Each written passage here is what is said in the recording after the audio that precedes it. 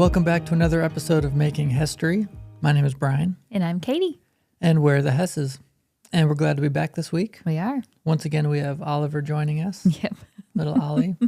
If you're listening and you're not watching, Oliver is he's with us, and we are like squeezing this episode in this week. So we've got a bunch of stuff going on. Yep. And we were hoping he'd be sleeping right now, but he's not.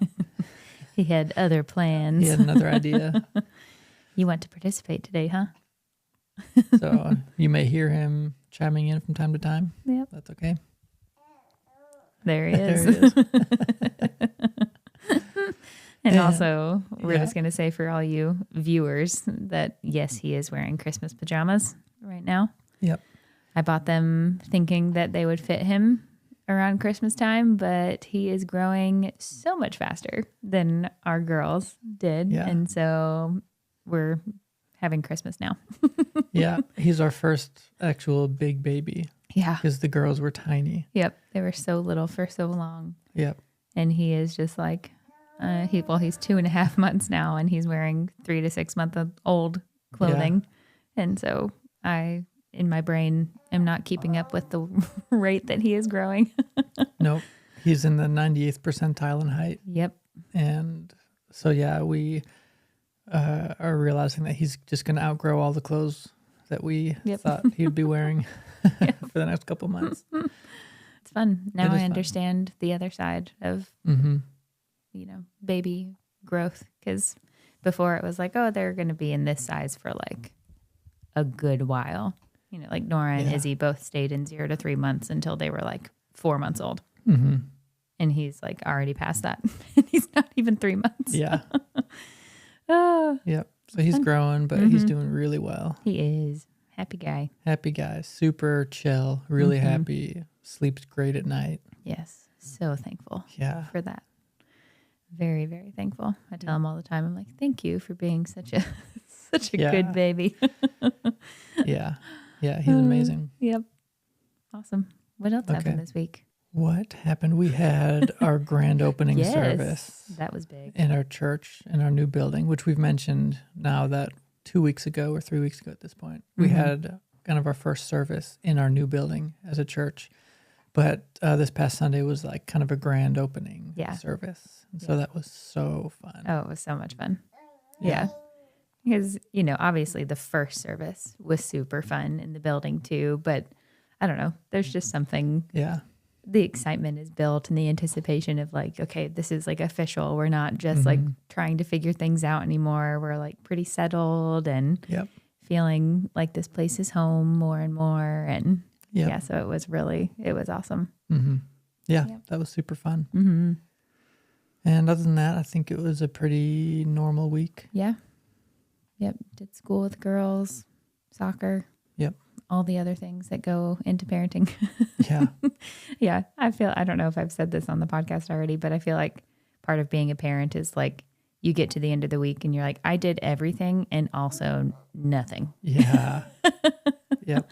It's like that double feeling of like, I literally did so many things that I feel like I did nothing at all. Yeah. But you know that like, hey, we kept humans alive so that we can call it a successful week. Yep.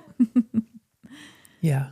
Yeah. I know what you mean. Because you stay busy all the time with them. Yeah. Yeah. But I love it. Yeah. It's one of those things that like, there are definitely days where I'm like, okay, I need like, was it yesterday? Yeah. Yesterday. Yeah. I was like, I felt like Bluey's mom. If you've not seen Bluey, I'll bring context to it, but there's an episode that she just gets to a point where she's out of kindness, out of patience. Like she's to the end of her rope and she's like, I just need 20 minutes where nobody talks to me and nobody like looks at me, like just where I'm alone and I have no responsibilities or people needing me, like just 20 minutes and that's it. And that's what I felt yesterday. And I was like, just let me squeeze a workout in, get that serotonin flowing and I will be back and I will be a happy mom again. Yep. Yep. Sometimes you just have those moments. Yep. I need everyone to go away for 20 minutes. Yes. And then I'll be good. Yep. I was having a much harder time choosing patience and kindness Yeah. at the end of the day. Yeah. I was like, okay, just one little reset would be great. And it was just a lot because Monday is a really busy day for us. It is, yeah. And so we have staff meeting at church in the morning, and then some bunch of other stuff we have to do there. And we have the kids, which is normally no issue at all. Yeah. They're just amazing. Right. And they'll entertain themselves and they'll play and they're not destructive or wild. Yeah. But yesterday, Nora had like the biggest meltdown she's had in a long time. All because we told her we weren't going to get her a cat yesterday. Right. And which so, has been an ongoing discussion. Like, hey, it's not like we're just not in the phase of life where we're going to get a pet. yeah, this is not going to happen right now. Yep. Oh, you have a lot to say right now, huh? Hey. He's talking to the microphone. But yeah, overall it was a great week. Yep, it was. Yeah. Okay. This is probably going to be a little bit of a shorter episode. Yeah. But we've got a few things we wanted to talk about. So a few, I don't know, months ago, a year ago at this point, I started contemplating like the concept of goals and the goals that we set up in our life. And I started realizing that a lot of times there are things in our lives that are good things that are okay for us to have and experience, but are not good goals in and of themselves. Sure. Yeah. We're going to give a few examples, but I've come to realize, and this is the language I've put it in the best I can, is some of these things, they're good, and it's okay for us to have them, but only as an outcome, not as the goal itself. So here's the first example. You and I have mentioned this, that we don't really fight. Right. We've never actually had like a fight 10 plus years of marriage. Right. Yeah. And it's just not happened. Yep. Now, I would never tell, let's say we were doing like premarital counseling with a young couple. I would never tell them that your goal should be to never fight. Right. Because that's not a good goal to have. No. And the reason I'm making this distinction is that when we set up a goal, we will feel justified in doing what we need to do in order to achieve that goal.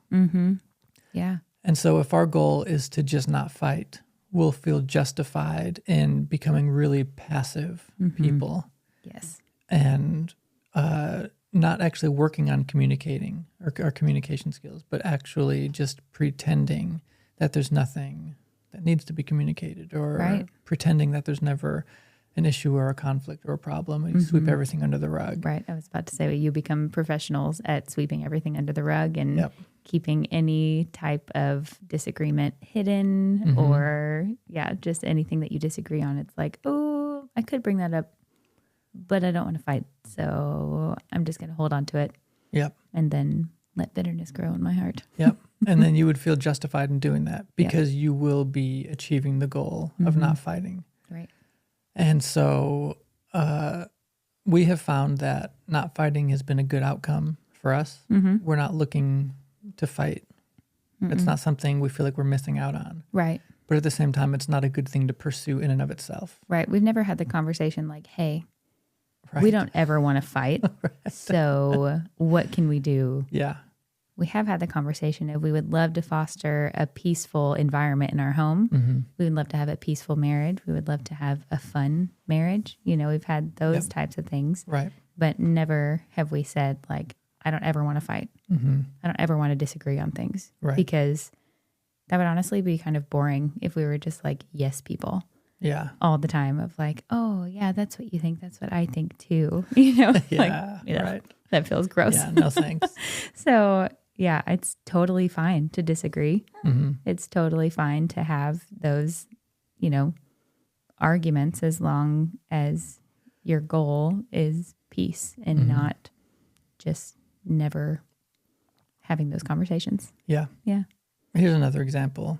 And I've thought, and every once in a while, I feel like the Holy Spirit will kind of lead my thinking into just a new way of seeing life and seeing, you know, and there's oftentimes I'll have this idea and I'll start to see everything in life through this filter. Yeah. And so another thing I've thought about is finances. I think that, and this will have to be a bigger discussion because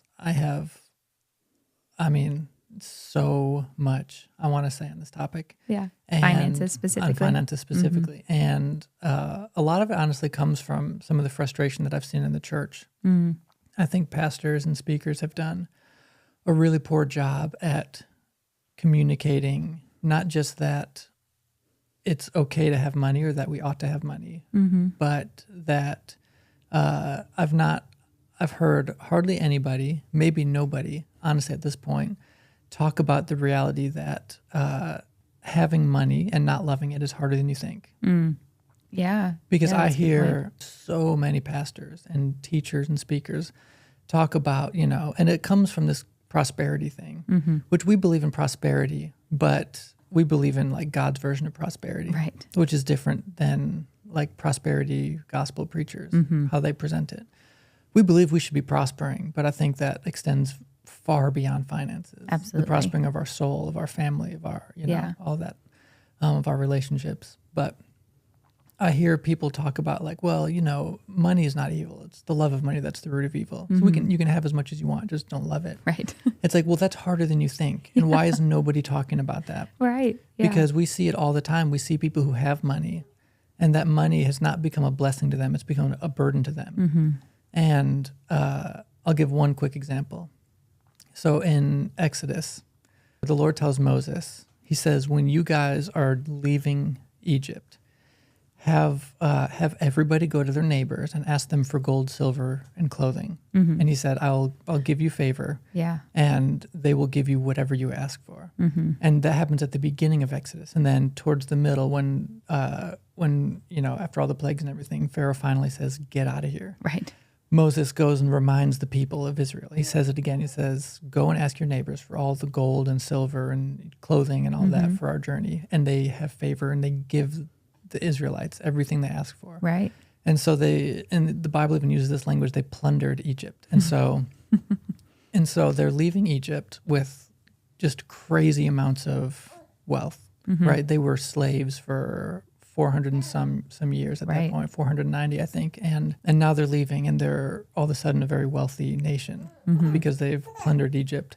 And what was meant to be a blessing, they ended up using the gold that the Lord gave them as a gift, as a parting gift from Egypt. They took that gold and they made an idol out of it and worshipped it. And that's what I see happening Yeah. everywhere. Right.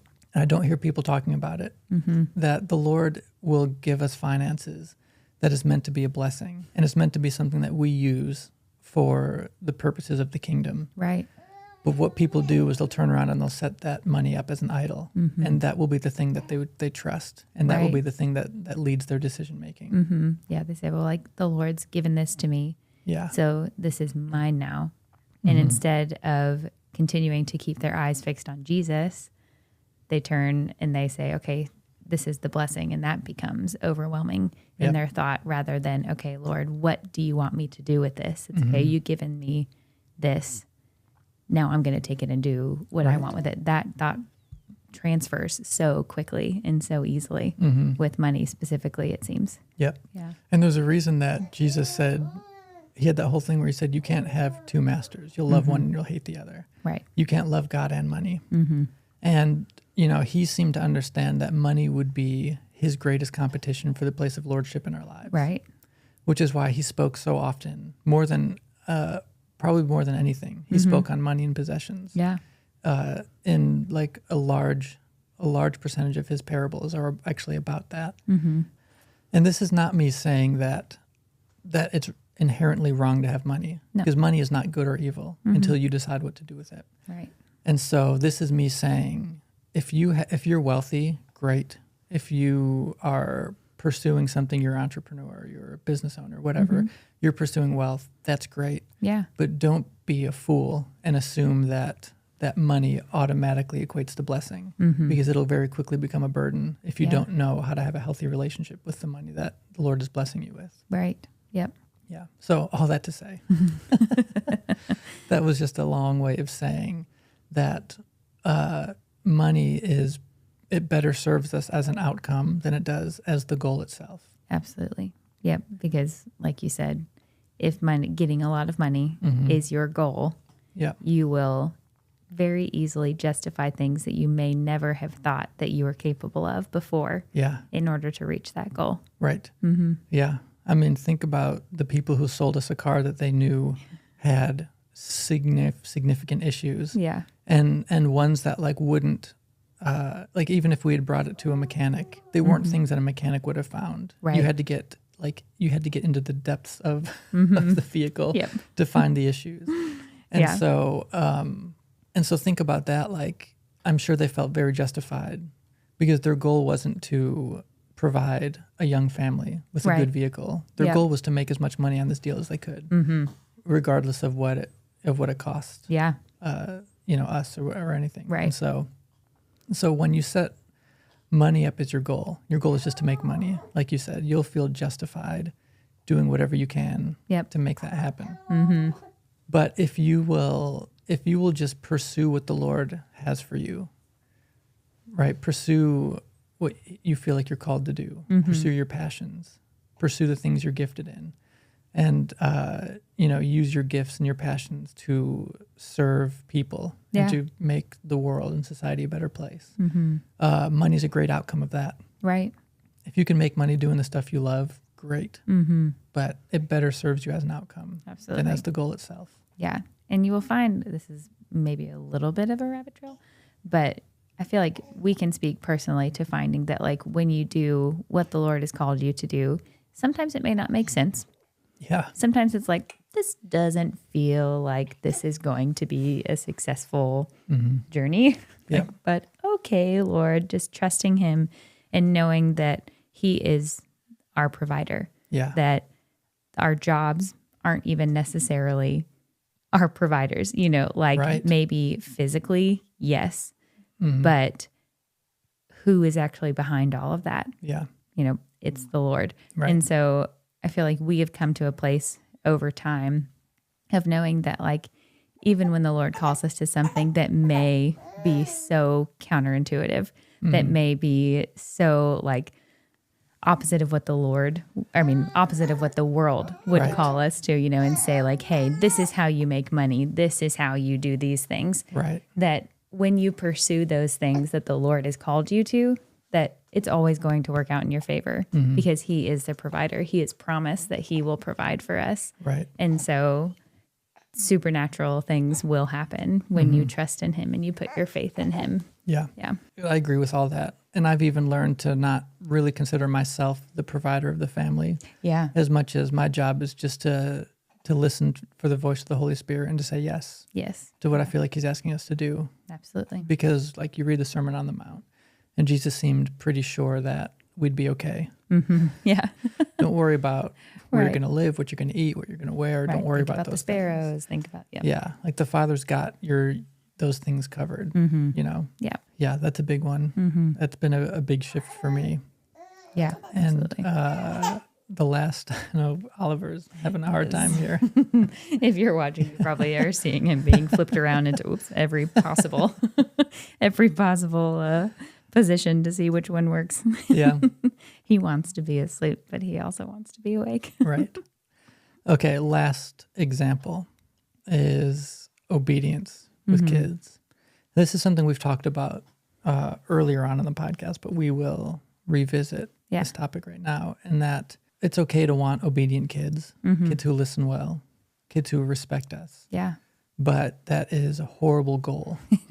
It's a great outcome, but it's a horrible goal. Whatever the goals are that we set up, we'll feel justified in doing whatever we can to achieve that. And so if our goal is to raise obedient kids, we'll feel justified in using anger, control, threat of punishment, manipulation, shame. Right. All of those tools will now be very easily justified Absolutely. if we can convince ourselves that what they're producing in our kids is actually obedience. Yeah. Yeah. Whatever means necessary to get you to just do what I say. And that's why parents so often do feel justified, and they feel like, well, this is working because it's Yeah. producing, I'm putting in quotes for those who are not watching, it's producing obedience. And, you and I know that that's not actually obedience. Right. Because obedience only exists as a product of love. Right. If something is a product of of fear and intimidation and shame, then it's at best survival. Yeah. Kids may be surviving us, but in our minds, we may convince ourselves that they're obeying us because they're doing what we want them to do. Right. And so, obedience, we've found that obedience is will better serve us as an outcome to loving our kids well. Right. Actually teaching and guiding and raising them, not using shame and fear and manipulation, but actually like using discipline as a means of teaching and guiding and instructing and correcting. Right. All doing that within the confines of connection and love and respect. Right. And we find that our kids actually often do what we want them to do. Yeah. Yep. Because they love us, not because they're terrified that if they don't do what we say to do, that they're going to get smacked across the head, and what a rewarding way to have the outcome of obedient kids is through love and through trust and through the bond of a healthy relationship rather than just threatening and it feels better as a parent too, because we have, I can speak from, for myself that I have had moments of like just trying to get them to obey out of anger and frustration, if it's just been a long day, and that just does not feel good. Right. And I think probably if you're listening and you're a parent, you have also experienced that too, of just, having those days. We're human. Yep. It's going to happen. But you reach the end of that obedience and it's like, I actually kind of, that does not feel satisfying at all. Right. Because now I feel like I have to work to restore that trust between me and my child. Yep. Because now, I have led them through a path of surviving me rather than trusting me and knowing that I love them and that I want the best for them. So this is why I'm asking this of them. And so definitely, that as an outcome is a beautiful thing. It is. But that as the goal can get really sticky really quick. Yeah. Yeah. The Lord's primary concern, the first thing on his list is not obedience, not our obedience. While that is of great importance to him, his first concern is just loving us. Right. Because he understands that when love is there, then it creates a way for all the other things to start to fall into place. Yeah. Absolutely. But yeah, when we do what we feel like the Lord wants us to do because we're afraid of him, and not like the good kind of fear of the Lord, but like the unhealthy kind. Yeah. The kind that comes from misunderstanding his character, his nature, from not actually believing in the way Jesus represented him, but believing that the Father is this scary, angry, punishing authority figure that is just waiting for us to mess up so he can punish us. Yeah. When that's our mindset, everything falls out of order. And so his first concern is, I'm going to love you unconditionally. I'm going to love you the best I can. And I'm going to allow that love to lead you not only out of fear, but into obedience and into respect and into trust. Yeah. Yeah, absolutely. I mean, you can even think about the prodigal son too, with that story of, the father loved his son enough to give him his inheritance, even when, I think you could probably say that the son was acting a little bit out. I mean, obviously it was out of selfishness. But you could also say that like it was a little bit motivated by fear as well, of like fear of like just not getting what he wanted, fear of not having his way. Sure. But yet his father gave him what he asked for. Yeah. Even when it was like, hey, I kind of wish you were dead already. Just give me my stuff. Right. He was like, you know what? Okay. The father loved him enough to give him what he asked for. And, he did go off. The son went off and did his own thing for a while, left his father's house, left the safety of his father's house. But then after, squandering all that he had, realized that, oh, actually, I miss that position of love and safety. I miss that feeling of knowing that I am taken care of, knowing that I have my father with me. I belong. Yes. And I'm accepted. Yeah. Right. But yeah, I think you're right. I think if the father's first priority was to raise sons who just live in compliance, then he probably would have approached that differently. But because his priority was to love his sons, he took the path he did, and like you said, he gave his son the inheritance, and he actually loved him enough to let him leave and to let him go make the mistakes he was going to make, if that's what it took for him to come back and realize how much better it is to dwell in the presence of his father and to live as a son. Yeah, it's good. So that's going to be it for this episode. Pardon all the baby talk and interruption. Oliver was extremely vocal today. But once again, my name is Brian. And I'm Katie. And we're making history. We'll see you next time.